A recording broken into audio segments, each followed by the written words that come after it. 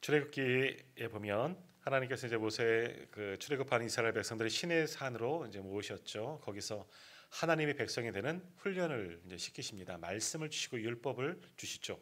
그래서 모세는 산에 올라가서 40일 40주야를 하나님과 대면하면서 하나님께 율법을 다 전수를 받습니다. 그래서 하나님이 주신 여러 가지 계명들을 받고 특별히 하나님이 친히 만들어진 두 돌판을 가지고 나오죠. 1계명부터 4계명까지는 하나님과의 관계, 5계명부터 마지막 10계명까지는 사람과의 관계에 대한 그런 글을 그 돌판을 그 10계명을 가지고 내려오는데 하나님께 친히 뭐 돌도 준비하시고 글도 새겨 주셔서 갖고 왔습니다. 그 10계명 가운데 특별히 하나님과의 관계 속에서 하나님이 주신 법이 뭐냐? 나 외에는 다른 신을 섬기지 말라. 우상 만들지 말라. 하늘에 있는 것이나 아래로 땅에 있는 것이나 땅 아래 물속에 있는 것이나 아무 것으로도 어떠한 모양으로도 무언가를 만들지 말라. 하나님의 형상조차도 만들지 말라 하는 그런 계명들을 주셨죠. 하나님만이 참신이기 때문에 어떠한 형상도 만들어서는 안 된다 하는 그런 계명들을 주시고 또 네 번째 계명은 안식일을 기억하여 거룩히 지키라. 하나님께 어떻게 섬겨야 할지 어떻게 관계를 유지해야 할지 그런 말씀들을 주셨습니다. 자, 그렇게 40일 동안을 모세는 하나님과 대면하면서 그런 계명들을 비롯해서 여러 가지 율례와 율법들 또 나중에는 뭐예요? 이 성막을 짓는 것까지 아주 자세한 말씀들을 다 이제 보여주셨는데 문제는 뭐냐? 산 아래에 있는 사람들의 모습이죠. 성경에 보면요, 저도 지난 주간에 이제 출애굽기 말씀을 읽었는데 보면은 그 하나님의 산 같아요. 호렙산이 그 시내 산이 정말 구름이 껴 있고 막 불같이 불타는 것처럼 보였다는 거죠. 그러니까 저기 정말 하나님이 거하시는 곳, 무서워서 감히 갈 수도 없는 그런 것처럼 보여지고 아마 그 40일 동안 그런 모양으로 계속해서 시내 산 위에서는 뭐 천둥처럼 그런 소리도 들리고 모세와 말씀하시는 그런 하나님이 계셨고 근데 밑 산 아래에서는 40일 정도 되어지니까 어떤 일들이 있느냐? 백성들이 불안한 마음이 들죠. 자기들을 이끈 출애굽 지도자 모세가 하나님을 대로 율법을 받으러 올라가긴 했는데 아무도 올라오지 말라.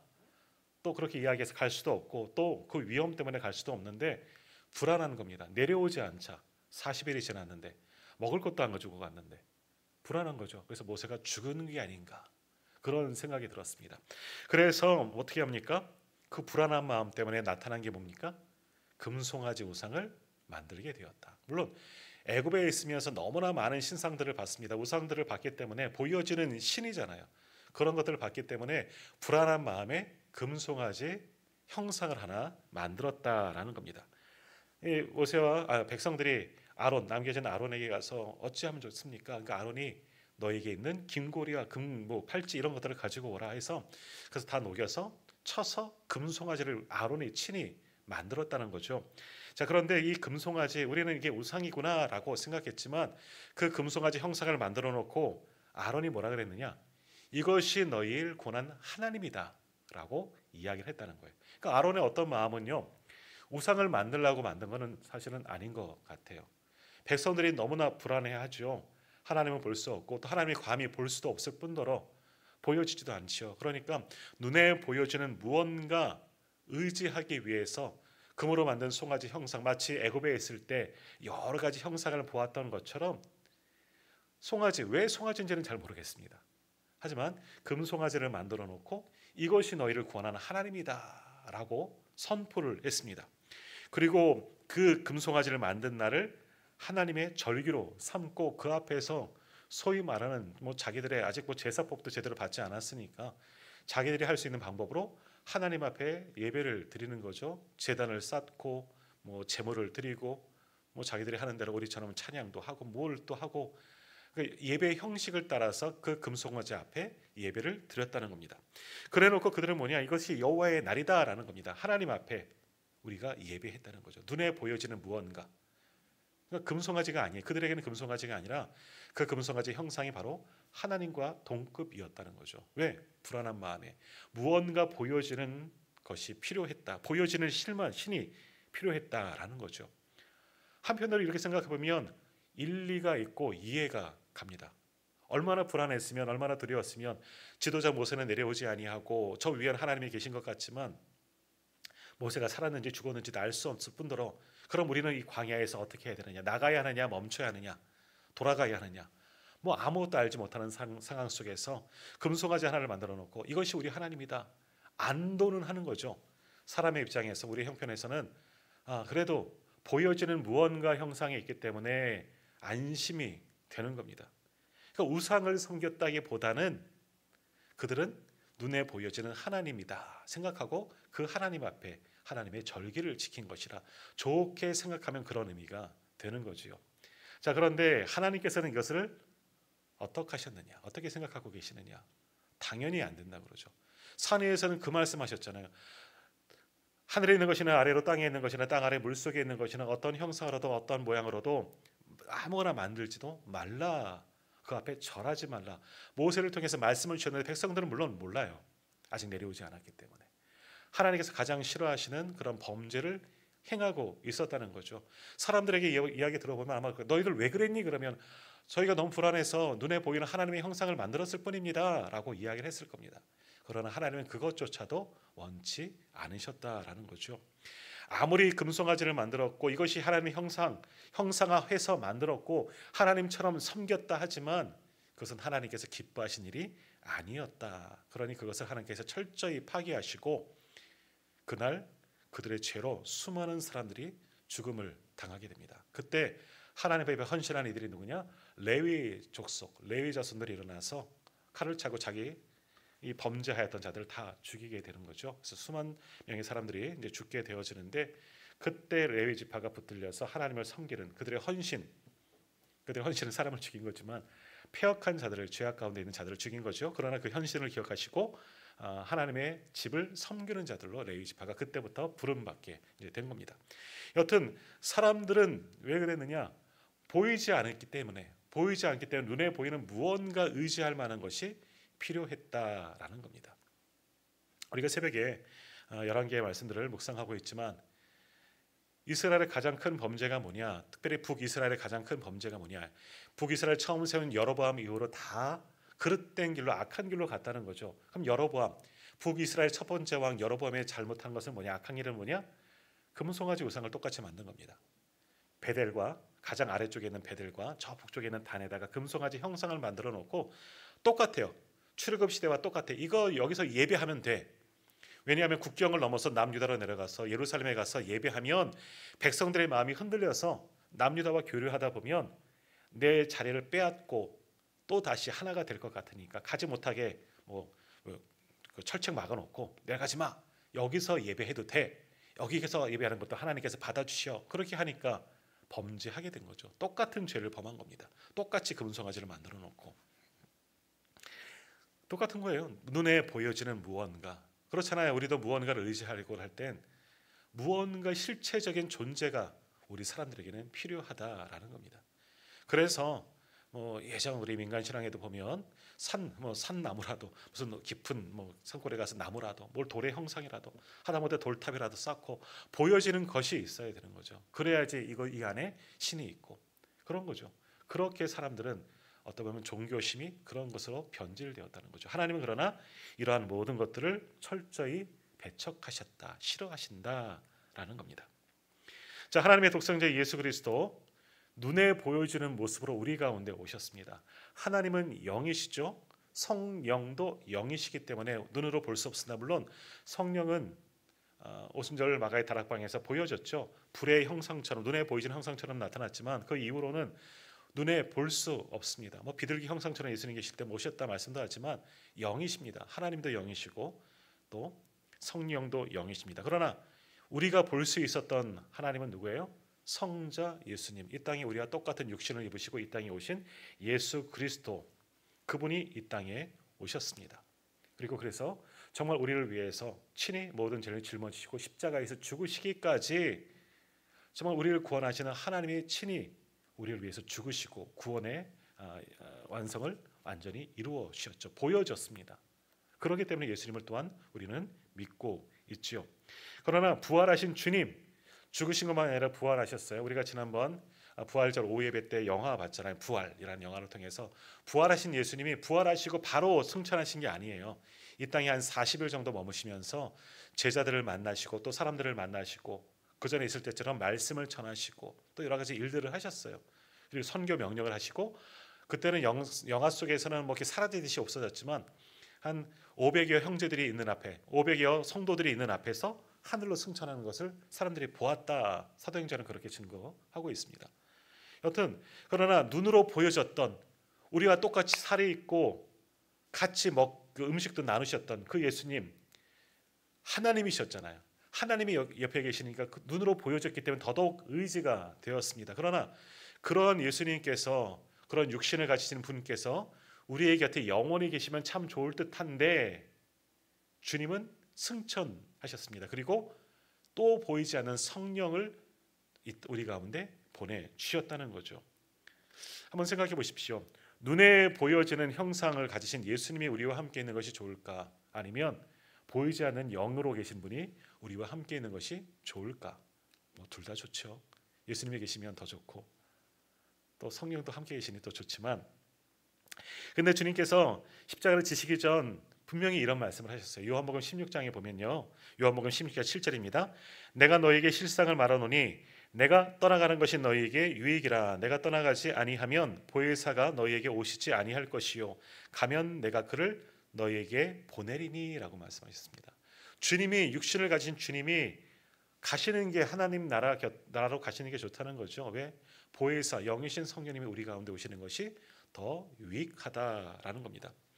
왜냐하면 여러 가지 이유가 있습니다. 물론 우리 그 하나님이 하신 일은 우리의 생각과 이성을 넘어서는 일들이지만 과학으로서도 증명할 수 없는 일이시지만 육신으로 계신 주님은 우리 생각에도 보면 공간적, 시간적 제한을 받습니다. 만약 여기 계시다면 여기 계시지 옆에 있는 교회는 계시지 않을 거잖아요. 우리는 그렇게 생각하지만 물론 그것을 알 수 없는 방법으로 하나님께서 또 하시겠지만 그러나 성령은 뭐예요? 왜 유익하다? 성령은 영이시기 때문에 어느 곳에서나 무소부지하신 분이시기 때문에 누구에게나 우리 안에도 또 이곳에도 공동체 안에도 다 함께 거하실 수가 있다는 거죠. 그렇기 때문에 성령이 오시는 게 더 유익하다. 우리 교회도 또 다른 예배하는 또 다른 교회에도 각 10년 가운데도 있기 때문에 그 말씀을 하시는 거죠. 그래서 사실 눈에 보이는 어떤 형체보다 보이지 않지만 그 하나님의 존재를 살아계심을 온전히 믿는 것이 어찌 보면 우리가 믿는 믿음이라 할 수가 있습니다. 그런데도 불구하고 우리는 사람은 어떠냐? 눈에 보이지 않는 형상은 사실 믿기가 참 쉽지는 않습니다. 오늘 예배 드리는 성도님들은 다 믿고 계시지만 이것을 정말 믿는다는 것은 결코 쉬운 일이 아니죠. 눈에 보이지는 무언가 형상을 믿는 것. 그래서 다른 종교들은 어떤 형상들이 있잖아요. 많은 형상들이 있지만 우리는 없어요. 아무것도 없어요. 눈에 보여지는 무언가 금부처라도 갖다 놓고 이게 우리가 믿는 그런 어떤 그 신이야라고 하면 좋겠지만 우리는 그렇지 않거든요. 보이지 않는 하나님을 믿기 때문에 이것이 참 쉽지는 않다라는 겁니다. 그러나 정말 우리가 그리스도인이라는 것은 하나님의 형상에 보이든 보이지 않든 그것은 상관없는 일이거죠. 하나님은 여전히 태초부터 지금까지 살아계시고 우리를 지금도 온 우주 만물을 운행하시는 분이시고 그 섭리 가운데 우리와도 함께 하시고 나도 하나님의 시간 가운데 있고 오늘 우리가 찬양했지만 나의 피난처 되신 예수 하나님 보좌 곁에 계신 분이 어떻게 우리를 피난처 되시겠습니까? 하지만 영이신 하나님이 우리와 함께 하시고 성령님이 함께 하시기 때문에 주님은 우리의 피난처가 되시는 거거든요. 믿음은 그런 거예요. 우리 그리스천이라는 그리스도인은 보이지는 않지만 형상은 우리가 만져볼 수도 볼 수도 없지만 그러나 살아계신 하나님이 분명히 존재하시고 그분이 내가 믿는 나의 하나님, 나의 주님이시라는 것을 온전히 믿는 것 이것이 우리가 믿는 우리의 믿음이라 할 수가 있는 거죠. 그것이 바로 하나님이시고 그분이 나의 주님이시다라는 겁니다. 보여지지 않지만 성경에 나오는 모든 것들도 다 믿을 수 있는 것도 믿음으로 우리는 믿을 수가 있다는 거죠. 보지 않았지만. 자, 오늘 성경으로 돌아갑시다. 유대인들 우리가 요한복음 6장에서부터 보았지만 예수님은 오병이어 사건 이후로 유대인들과 여러 가지 논쟁을 하시고 하나님의 일이라는 것을 중심으로 그들과 계속해서 여러 가지 이야기들을 나누시지만 유대인들은 믿지 않습니다. 왜? 내게 직접적으로 오는 유익이 없어지고 이제 더 이상 올 것 같지 않고 문에 보여지는 무언가가 있어야지 믿을 수가 있거든요. 하나님의 일이어도 하나님이 하실 일이 뭔가 보여져야지 오병이와 같은 또 다른 기적들이 있어야지만 그것이 하나님의 일이라고 그들은 생각했다는 거죠. 실체가 있어야지 능력도 있는 것이고 그것을 믿을 수 있다 생각하는 이들이 오늘 성경에 나오는 유대인들이다라는 겁니다. 그러니 예수님을 통해서 하나님을 보여줘도 그들은 그것을 거부하고 믿을 수는 없어요. 사람이기 때문에 또 다른 무언가를 또 요구할 뿐이고 또 말씀을 통해서 여러 가지 일들을 통해서 보여줘도 그것은 아니에요. 자기들이 생각하는 어떤 또 다른 무언가 사람의 생각이 아닌 사람 표현이 아닌 아주 놀라운 것들을 기대하고 있는 거죠. 근데 주님은 그것을 보여주지 아니하고 이 땅에 오신 것은 하나님의 사랑, 십자가의 길, 십자가의 죽음 결국 그것까지 가시는 건데 그것을 알지 못하고 여전히 무언가 눈에 보여지는 것만을 요구하는 이들이 바로 오늘 성경에 나오는 유대인들이었다라는 겁니다. 자, 그들의 믿음도 마찬가지입니다. 그들의 믿음은 실체적으로 무언가 나타날 수 있어야 하는 거죠. 어떠한 행위가 반드시 필요하다라는 겁니다. 특별히 율법이죠. 율법을 지키는 것 자체가 그들에게는 믿음이다라는 겁니다. 자, 성경에도 여러 가지 믿음의 정의가 있죠. 히브리서 같은 믿음은 보이지 않는 것들의 뭐 실체다, 뭐 바라는 것들의 소망에 보이지 않는 것들이 증거다, 뭐 이렇게 말씀하고 있지만 믿음의 정의들이 우리는 이렇게 얘기할 수 있지만 그러나 유대인들에게 믿음은 뭐냐? 주신 율법을 그대로 지키는 것이 그들의 믿음이 되는 거죠. 내 삶 속에서 나의 삶의 자리에서 주신 말씀 율법을 그대로 적용하며 실천하는 것이 그들의 믿음이다. 이건 뭐 나쁘다고 볼 수는 없는 겁니다. 그런데 우리가 아시는 것처럼 율법을 왜 주셨냐는 거죠. 그 율법이 왜 있냐는 거죠. 십계명이 왜 있냐는 거죠. 그 율법을 주신 이유가 뭐냐? 율법 정신이라고 표현하는데 율법을 주신 하나님의 뜻이 분명히 있어요. 율법을 지킨다는 것은 뭐냐? 단지 율법의 그 조문, 말씀 그대로 그것을 따르고 지키는 게 중요한 것이 아니라 왜 이렇게 해야 하는지 하나님의 뜻을 알고 행하는 것이 더 중요한데 지금 유대인들은 세월이 지나가면서 모세 시대에는 안 그랬겠죠. 처음 율법을 받았을 때에는. 그러나 시간이 지나며 하나님이 주신 율법의 의미, 율법 정신은 다 사라져버리고 율법 조문만 남았다는 겁니다. 율법만 남았다는 거죠. 그것을 지키려고 하는 이들이 바로 유대인들이었다라는 겁니다. 자, 대표적인 것이 오늘 본문에도 나오지만 안식일 논쟁입니다. 안식일 논쟁. 안식일은요 우리 주일하고 틀린 거 아시죠? 토요일이라고 우리가 뭐 저기 하나님의 교회는 토요일이 안식일이야. 왜 너희는 일요일에 예배하냐? 토요일이 안식일인데 틀렸어요. 토요일 안식일 아닙니다. 금요일 저녁부터 토요일 아침까지, 토요일 저녁까지가 안식일이에요. 금요일 저녁부터 토요일 저녁까지. 금요일부터 안식일이에요. 원래는. 그러니까 유대인은 우리는 아침에 일어나서 하루지만 유대인들은 저녁이 지면 하루가 시작되는 거. 우리랑 시간 개념이 틀려요. 여튼 안식일을 주신 이유는 뭐냐? 우리를 사랑하시기 때문이에요. 물론 안식일을 뭐 태초 창조 사건으로부터 하나님도 쉬셨다 하는데 하나님 쉬실 필요가 없죠. 우리를 위해서 주시는 것이 안식일인 거죠. 우리를 사랑하시기 때문에 쉼을 주십니다. 안식일이 없었다면 우리도 쉬지 않고 끊임없이 살아가겠죠. 결국 안식일을 쉬게 하신 것은 우리를 위한 거예요. 우리를 위해서. 하나님의 사랑이죠. 그런데 이스라엘 백성들 지금 성경에 나오는 이 시대 사람들은 안식일을 주신 의미, 하나님의 창조 질서를 확인하고 창조의 역사를 기억하면서 또 우리로 쉬게 하셨으니 그 주님 안에서 하나님이 주시는 평강 안에서 하나님이 주시는 안식을 누리고 참된 쉼을 누리고 또 쉬지만 하나님께 영광 올려드리는 그 율법 정신 안식일의 의미는 잊어버리고 안식일은 무조건 쉬는 거예요. 아무것도 일하지 않는 게 안식일인 겁니다. 왜 일하지 않아야 되는지 몰라요. 그냥 일하면 안 돼요. 지금도 유대인들은 그렇습니다. 철저한 유대인들은 지금도 일하면은 안 됩니다. 율법을 어기는 것이기 때문에. 그래서 말씀드렸지만 그렇잖아요. 미국에 있는 유대인들 그런 안식일 되면 어떻게 한다? 호텔에 모여요. 금요일 저녁이면 호텔에 모여요. 아무것도 안 해요. 방에만 머물러요. 그리고 어떻게 하느냐? 엘리베이터도 자동으로 층층마다 열려요. 누르는 것도 일이기 때문에. 그러면 엘리베이터 앞에 서 있으면 그 정도는 걸어가도 되니까 문 열리면 타면 돼요. 타고 내려가서 그 호텔 직원들이 하는 음식 먹는 거는 일은 아니니까. 그러고 산대요. 철저하게 자기는 안식일을 지켰다고. 아무 일도 하지 않았다. 율법에 뭐 저촉되는 거 하나도 없어요. 일하지 않았죠. 내가 요리하지도 않았고 많이 걷지도 않았고 버튼 누르는 것 이것 별거 아니죠. 이것 이러한 일도 하지 않았기 때문에 나는 율법을 지켰다. 나는 믿음이 있는 사람이다. 라고 생각한다는 거죠. 지금 이들도 똑같은 겁니다. 안식일 왜 이 일을 하지 말라 하셨는지 그 의미는 몰라요. 잊어버렸어요. 하나님이 우리를 사랑하셔서 우리에게 쉼을, 안식이잖아요. 하나님이 주신 참된 평강입니다. 주셨는데 안식일의 쉼은 잊어버리고, 그러한 쉼은 잊어버리고 아무것도 해서는 안 된다 하는 율법만 남았다는 거죠. 그런데 그 안식일날 주님이 뭐 합니까? 일하잖아요.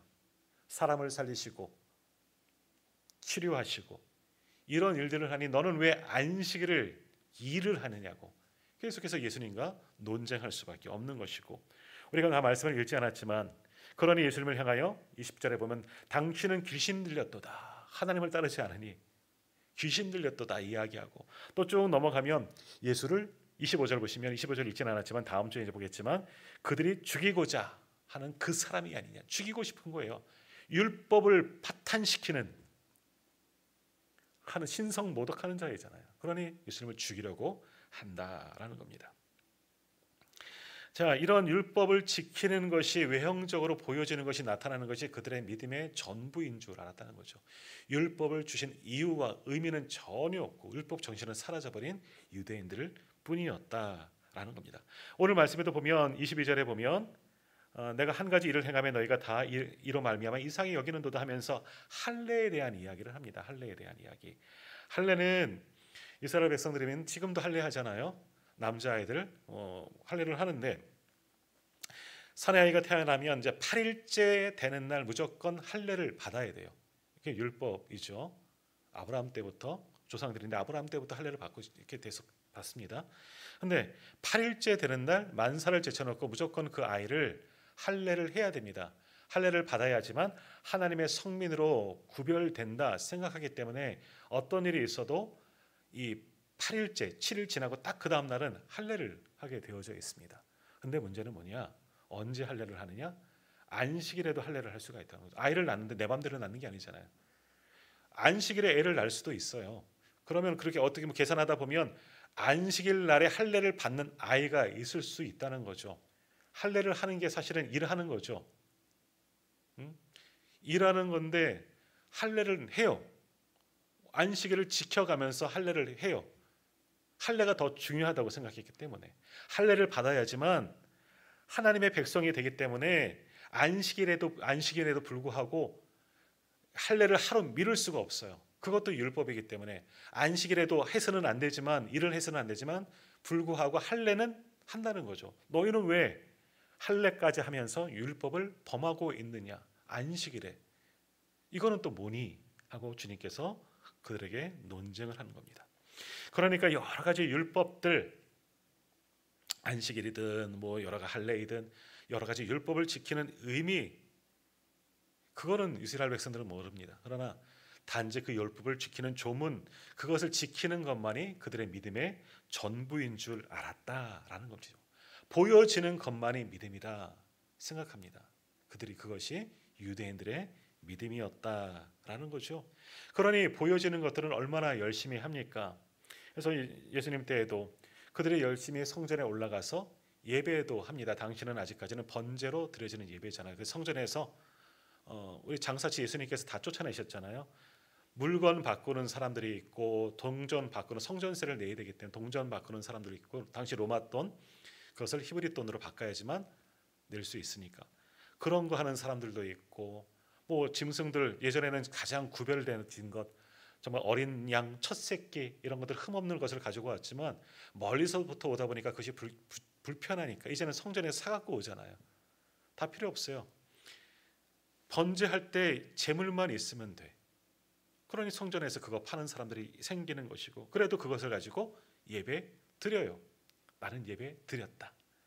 이 예배를 드리면서 나는 죄 사함을 받고 하나님의 은혜를 받았지. 이렇게 예배 드렸으니 은혜 주시겠지. 돌아가는 이들이 유대인들이라는 거죠.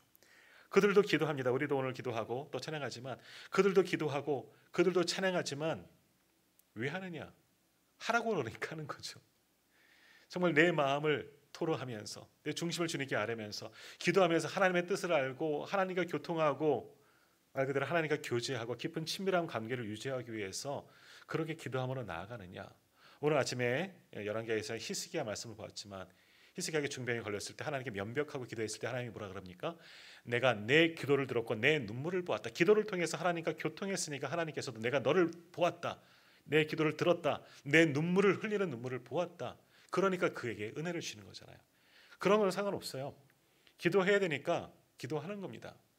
증언부언이 되는 거죠. 뭐 우리처럼 이렇게 눈 감고 머리 숙여 하는 것도 아니고 손 들고 사람들이, 그래서 바리새인들은 사람들이 많은 길가에 손 들고 막 큰 소리로 나는 저 세리 같지 않으니 뭐 이렇게 기도했다 그러잖아요. 자기 의를 드러내는 거죠. 하나님께 기도하는 게 아니라 내 의를 드러내는 행동밖에 되지 않았지만 그들은 기도했다는 거죠. 하나님께 기도했다는 거죠. 칭찬은 자기가 다 받는 것이고, 찬송도 어떻습니까? 마찬가지인 것이고, 그들의 행위는 보면 믿음이 있는 사람처럼 보였지만 실상은 믿음이 없는 사람들이 오늘 성경에 나오는 유대인들이었다. 결국 그들과 판단한 거죠. 그들에게 오늘 성경을 통해서 말씀하시는 겁니다. 우리 한번 23절과 24절 말씀을 한번 같이 읽어보도록 하겠습니다. 23절, 24절입니다.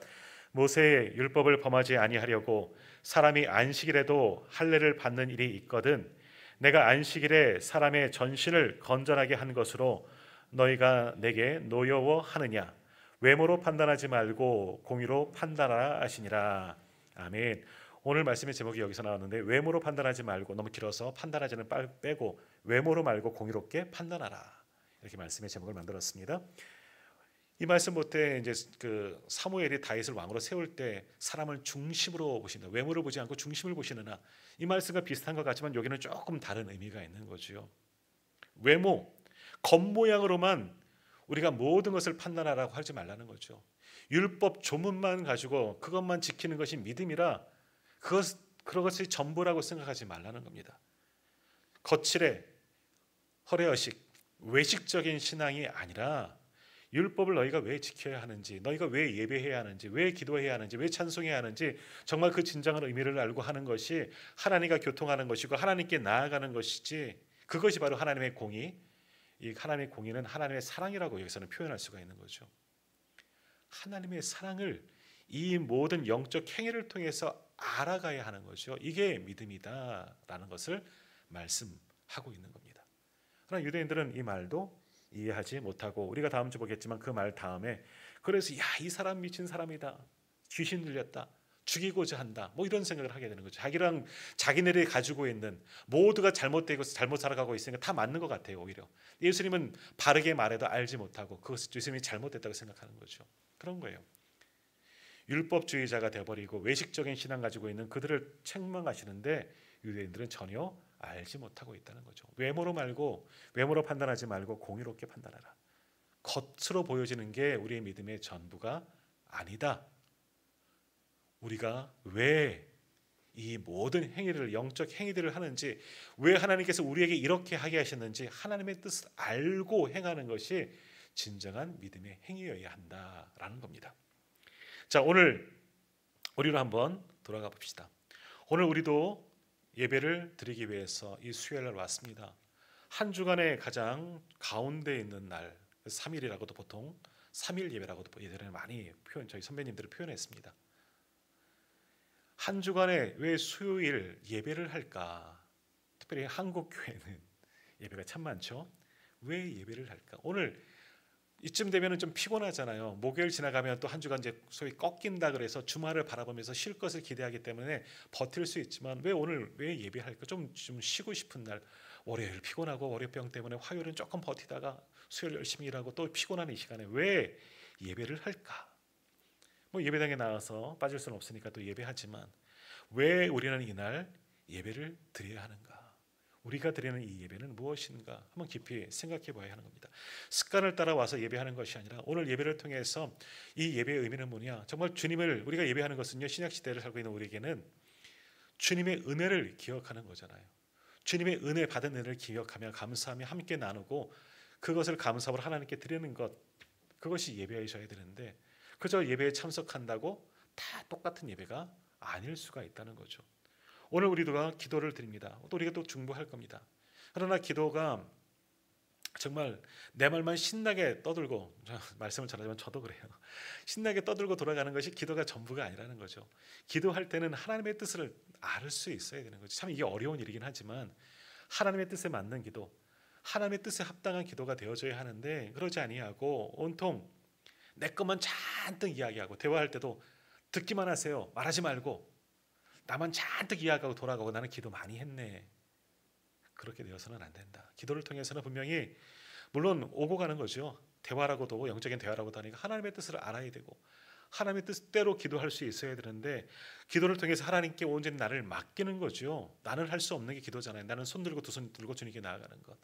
그런 의미 속에서 기도할 때 기도의 능력과 은혜가 있는데 그러지 아니하고 그저 쌓아놓는 것들만 토로하는 게 정말 기도인가라는 생각도 해보게 됩니다. 찬송도 마찬가지입니다. 우리가 또 찬양을 부르지만 때로는 찬양하는데도 뭐 저희도 마찬가지긴 할 때 곡에 취해서 이 가사가 너무 좋아. 때로는 그 곡조가 너무 은혜가 되는 그것을 통해서 은혜 받기도 하지만 내 기분, 내 감정을 좋으려고 할 것이 아니라 우리가 부르는 이 찬양이 하나님께 상달되어지고 영광 올려드리는 찬양이 되어져야 하는데 그런 의미는 다 사라져버리고 그래서 불러지는 그 자체 그래서 또 예배 전에 불려지니까 그래서 준비 찬송이라고 많이 표현하죠. 요즘엔 그렇게 많이들 안 쓰긴 하지만 그렇게 되어서는 안 된다 하는 거죠. 성경을 읽는 것도 왜 읽느냐. 그래서 성경의 지식을 내가 많이 알기 위해서 내가 성경을 한 나이만큼 읽으라 그랬으니까 열심히 읽는 것. 우리 교회도 성경 백독대행지라니까 무조건 많이 읽는 것. 많이 읽는 거 좋지만 읽음을 통해서 그 속에서 하나님의 사랑을 느끼고 나에게 말씀하신 하나님의 음성을 들을 수 있어야 하는데 그저 열심히 읽는 것에서 그친다면 어찌 보면 우리도 오늘 성경에 나오는 유대인들처럼 율법적이고 외식적인 그런 신앙생활로 변질될 수가 있다는 겁니다. 그러므로 매일매일 우리들은 드려지는 모든 예배 속에서 그러니까 소위 말하는 우리의 신앙생활, 내 믿음 생활이 무엇인가 의미를 한번 깊이 생각하면서 하나님께서 정말 원하시는 것이 어떤 예배이고 어떤 찬양이고 어떤 기도이고 어떠한 헌신이고 어떻게 해야지 하나님께서 하나님의 마음에 합한 우리의 신앙생활이 될 것인가 하나님께서 무엇을 원하시는지 더 깊이 묵상하고 기도함을 통해서 하나님께서 원하시는 그런 정말 신앙인으로 설 수 있는 저희들이 되었으면 좋겠습니다. 그저 이들처럼 겉모습만 어떤 행위를 통해서만 무언가 사람들에게 보여주고 스스로 만족하는 그런 신앙인의 모습이 아니라 우리의 중심을 주님께 완전히 내어드리는 그것이 로마서에서 말씀하는 산제물의 예배 아니겠습니까? 그런 예배로 하나님께 나아가고 우리의 신앙생활도 주님께서 정말 원하시는 중심으로 드려지는 외모가 아닌 겉이 아닌 중심이 하나님과의 관계는 사랑입니다. 사랑의 관계 속에서 하나님께 온전히 내어드릴 수 있는 그런 참된 신앙인으로 다시금 거듭나고 회복되어지는 저와 우리 모두가 되기를 간절히 소망합니다. 기도하겠습니다.